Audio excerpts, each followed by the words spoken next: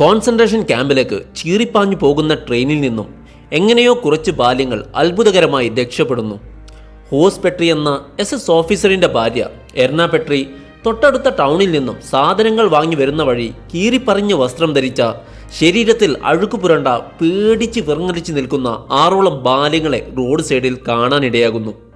ഒറ്റ നോട്ടത്തിൽ തന്നെ മനസ്സിലാകുന്നു ഇവർ ജൂതവംശത്തിൽപ്പെട്ട കുട്ടികളാണെന്ന്. ആ സ്ത്രീ കുട്ടികളെ അടുത്തേക്ക് വിളിക്കുന്നു. എന്നിട്ട് കരയുന്ന കുട്ടികളെ അവർ ആശ്വസിപ്പിക്കുന്നു. സ്വന്തം മക്കളെപ്പോലെ അവരെ വീട്ടിലേക്ക് ക്ഷണിച്ചു വരുത്തുന്നു. എന്തുകൊണ്ടെന്നോ ഈ സ്ത്രീയിൽ വിശ്വാസമർപ്പിച്ച കുട്ടികൾ എർണ പെട്രിയുടെ കൂടെ വീട്ടിലേക്ക് പോകാൻ തയ്യാറാകുന്നു. പേടിച്ച് വിറങ്ങലിച്ച, അടുത്തൊന്നും ഭക്ഷണമൊന്നും കഴിച്ചിട്ടില്ലാത്ത ഈ കുട്ടികൾക്ക് നല്ല ഭക്ഷണം കൊടുക്കുന്നു. പിന്നീട് മരം കോച്ചുന്ന തണുപ്പിൽ നിന്നും താൽക്കാലിക ശമനത്തിനു വേണ്ടി, താൽക്കാലിക രക്ഷയ്ക്ക് വേണ്ടി പുതപ്പും നൽകുന്നു. കുട്ടികളുടെ വിശ്വാസം പിടിച്ചുപറ്റി കുറച്ചു കഴിഞ്ഞതോടെ വീടിൻ്റെ പുറകിലുള്ള വനപ്രദേശത്തേക്ക് കുട്ടികളെ കൂട്ടിക്കൊണ്ടുപോയി.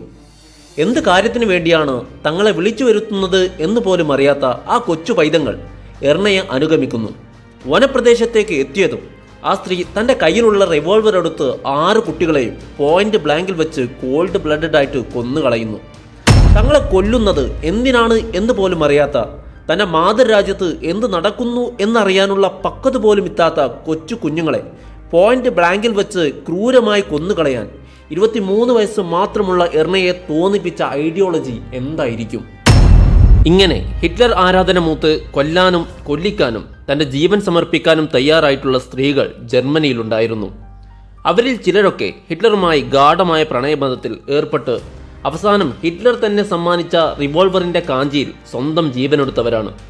ഇവരെക്കുറിച്ച് തൊട്ടു മുമ്പത്തെ ഒരു വീഡിയോ നമ്മൾ ചെയ്തിട്ടുണ്ട്. നമ്മൾ ഇന്ന് ചർച്ച ചെയ്യുന്നത് ഹിറ്റ്ലറും നാസികളും സ്ത്രീകളെക്കുറിച്ച് എന്താണ് വിശ്വസിച്ചിരുന്നത് എന്നും, ഭർത്താക്കന്മാർ ജൂതരായി എന്ന ഒറ്റ കാരണം കൊണ്ട് എന്തൊക്കെ ബുദ്ധിമുട്ടുകളാണ് അവിടെയുള്ള സ്ത്രീകൾ അനുഭവിച്ചത് എന്നും, 22 വയസ്സ് പോലും പിന്നിടാത്ത ഹിറ്റ്ലറിൻ്റെ കോൺസെൻട്രേഷൻ ക്യാമ്പിലെ വനിതാ ഗാർഡുകൾ എന്തെല്ലാം ക്രൂരതകളാണ് കാട്ടിക്കൂട്ടിയത് എന്നുമാണ്. വിവാഹ ബന്ധങ്ങളെ നാസികൾ എപ്പോഴും പ്രോത്സാഹിപ്പിച്ചിരുന്നു. വിവാഹം പവിത്രമായിട്ടുള്ള സോഷ്യൽ ഇൻസ്റ്റിറ്റ്യൂഷൻ ആണെന്ന് നാസികൾ പ്രചരിപ്പിച്ചു.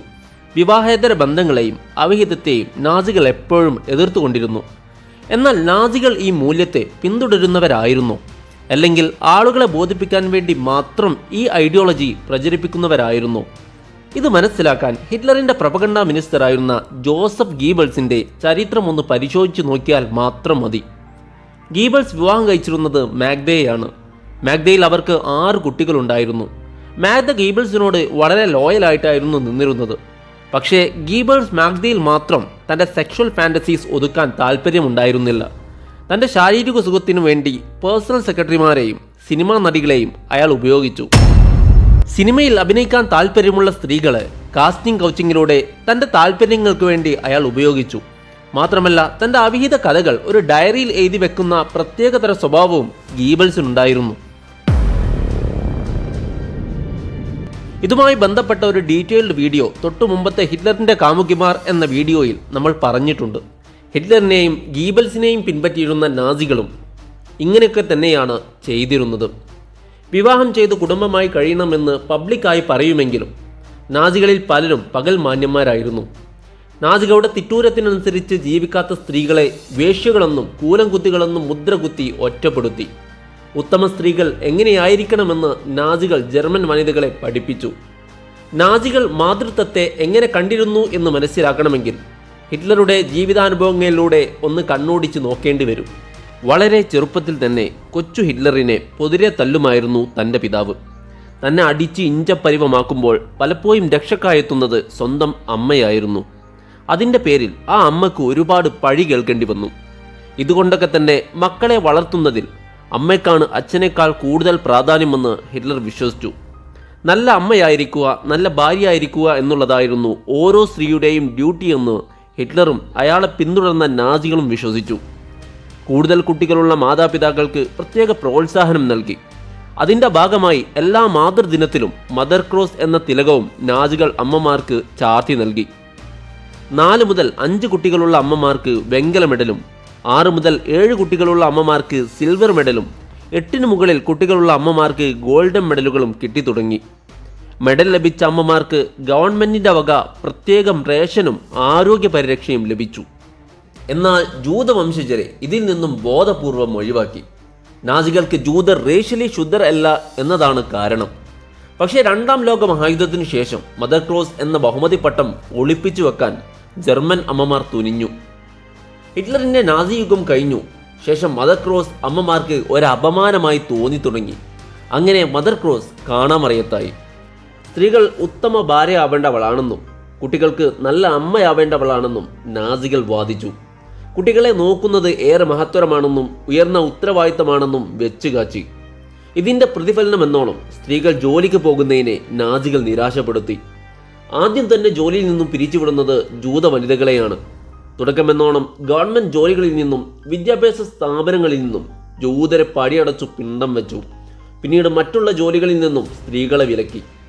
തങ്ങളെ സർവീസിൽ നിന്നും എന്തുകൊണ്ട് പിരിച്ചുവിടുന്നു എന്ന് ചോദിക്കാനുള്ള അധികാരം പോലും ആ സ്ത്രീകൾക്കുണ്ടായിരുന്നില്ല.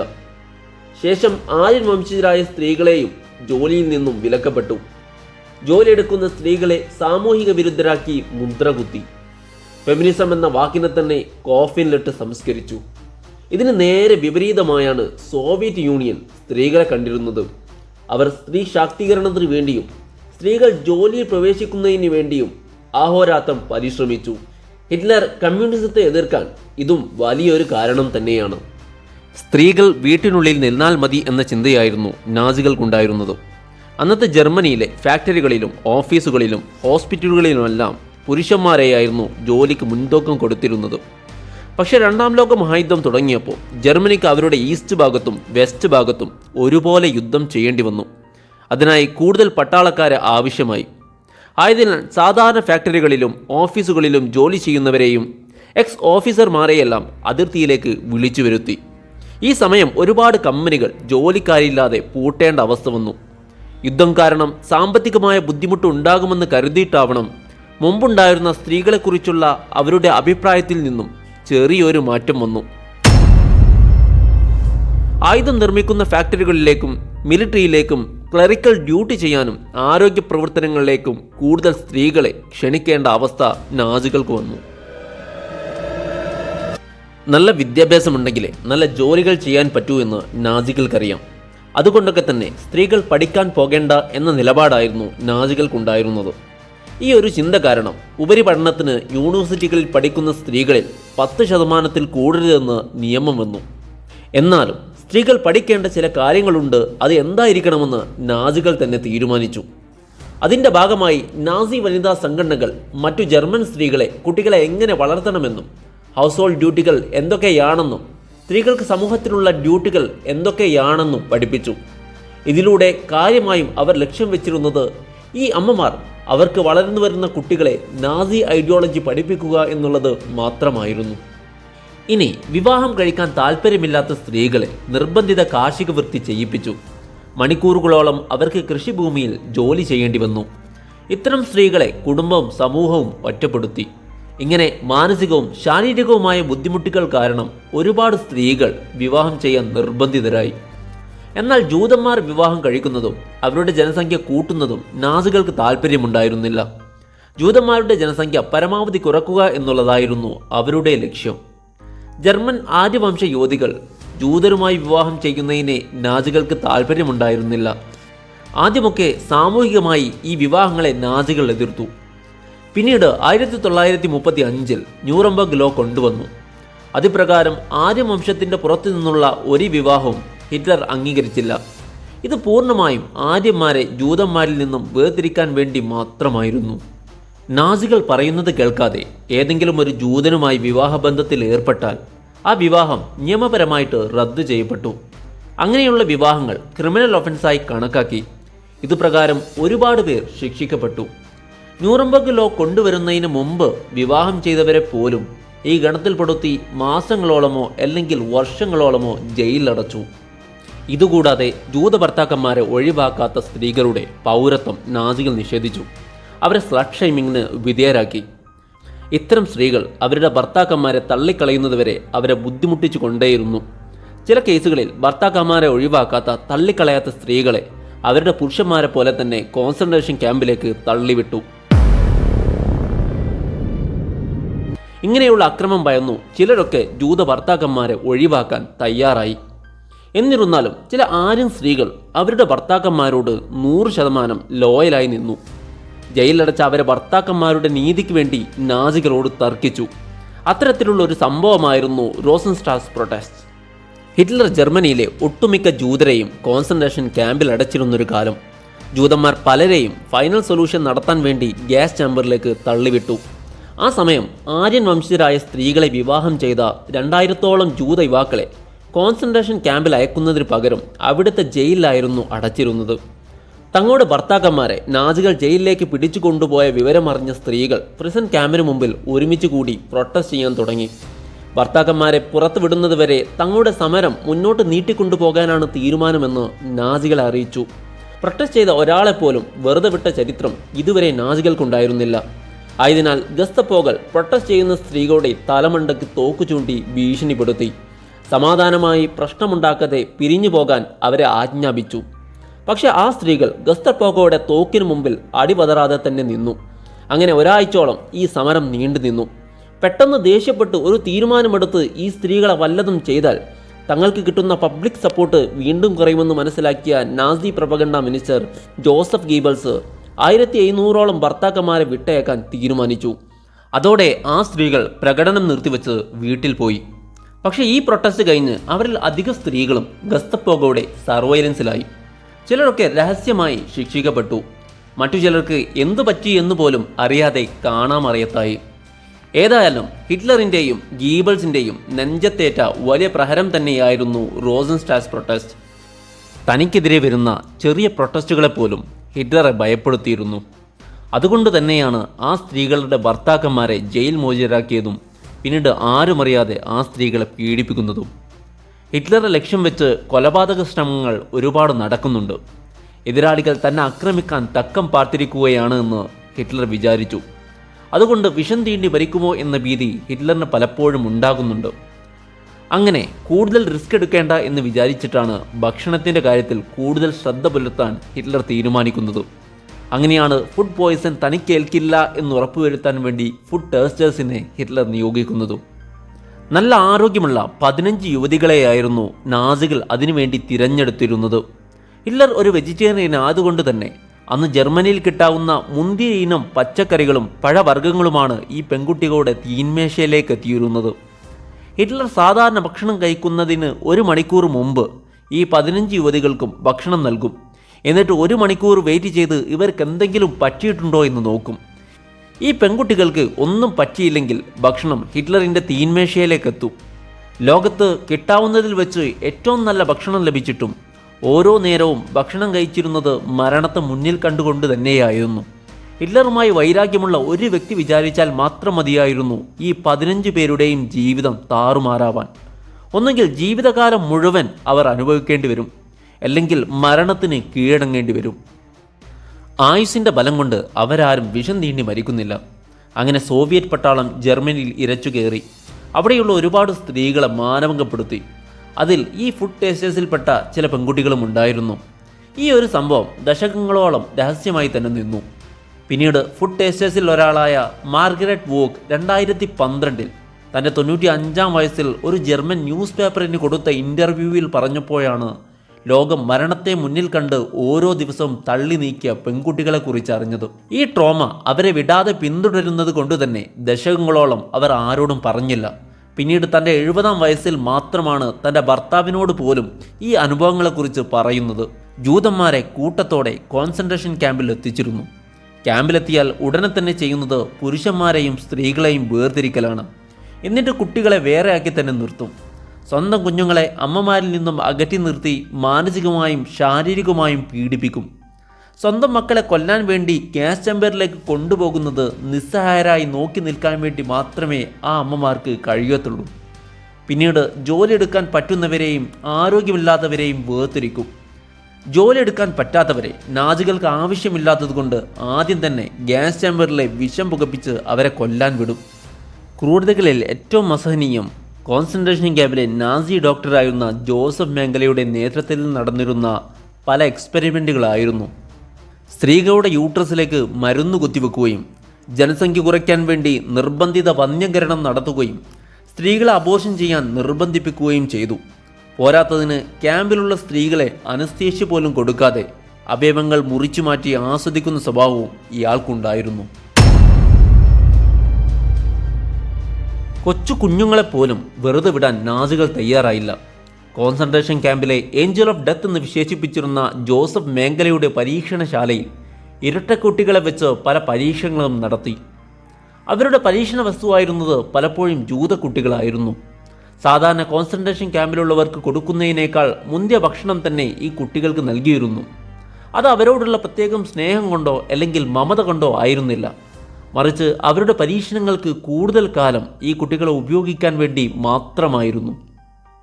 താരതമ്യ പഠനം നടത്താൻ വേണ്ടിയായിരുന്നു ഇങ്ങനെയുള്ള കൊടും പരീക്ഷണങ്ങൾ നടത്തിയിരുന്നത്. ആദ്യം ഇരട്ടകളിൽപ്പെട്ട ഒരു കുട്ടിയെ എക്സ്പെരിമെൻറ്റിന് വിധേയമാക്കി പരീക്ഷിക്കും.